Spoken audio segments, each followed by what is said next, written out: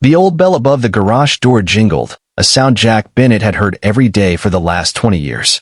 But that morning, the silence before it rang had felt unusually heavy. The bills on his desk were stacked like mini skyscrapers, and the red stamp screamed final notice louder than his thoughts. Business had slowed. Townsfolk were moving away. And Jack, once the go-to mechanic in Maple Hollow, was beginning to wonder if he'd have to shut the doors for good. That's when he saw the man walk in. Flannel shirt, mud-caked boots, calloused hands that had known hard work for a lifetime. "Mornin', sir," the man said, adjusting his weathered cap. "Name's Thomas. Got myself a Massey Ferguson stuck out on Route 9. Won't start. Think you could take a look?" Jack hesitated. He wasn't in a position to be picky, but tractors? They were time-consuming, parts were expensive, and frankly, farmers never had the money to pay up front. Still, something in the farmer's tired eyes stopped him. "Hop in my truck," Jack said. "Let's go see what we're dealing with." They drove in silence through rolling fields and golden corn, past barns older than memories. When they got to the tractor, Jack crouched under the hood, sleeves rolled up, hands moving like they had a mind of their own. It took 3 hours and a little creative wiring, but the engine finally sputtered, then roared back to life.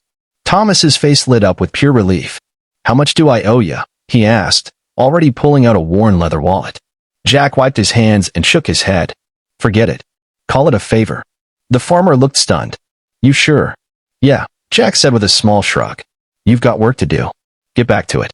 Thomas didn't argue. He simply extended a firm, grateful handshake, then drove off in a cloud of dust. Months passed. Winter crept in.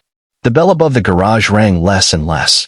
Jack sold some equipment just to pay the heating bill. The shop was running on fumes, just like him.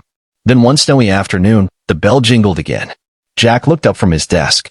It was Thomas, brushing snow off his jacket. "You're still open," he said, almost in surprise. "For now," Jack replied, forcing a tired smile. Thomas stepped aside, revealing a younger man behind him in a crisp suit. "This is my nephew, Caleb. He works with the county. Came across a development proposal, big highway expansion. They're about to buy out a stretch of land. And guess what's smack in the middle?" Jack blinked. "What?" "Your shop," Caleb said. "They're looking for a garage partner for maintenance on the project fleet. Someone local, trustworthy. It's a 5-year contract." Jack stood frozen. "You're serious?" As a heart attack, Caleb grinned. They were gonna go with a chain from the city, but Uncle Tom wouldn't stop talking about some mechanic who still fixes things with his heart, not just his hands. "So I looked into it." Jack felt a lump in his throat. He hadn't cried in years. But right then, he had to look away. "I don't know what to say," he finally managed. "Say you'll stay open," Thomas said. "Maple Hollow needs you. We all do." The deal went through. The garage didn't just survive, it thrived. New tools. A couple of young apprentices. And Jack? He found his purpose again, not in profits, but in the quiet gratitude of people who knew the value of honest work. Sometimes, Jack would glance at the picture he kept taped to the wall. It was of that old tractor, rust and all.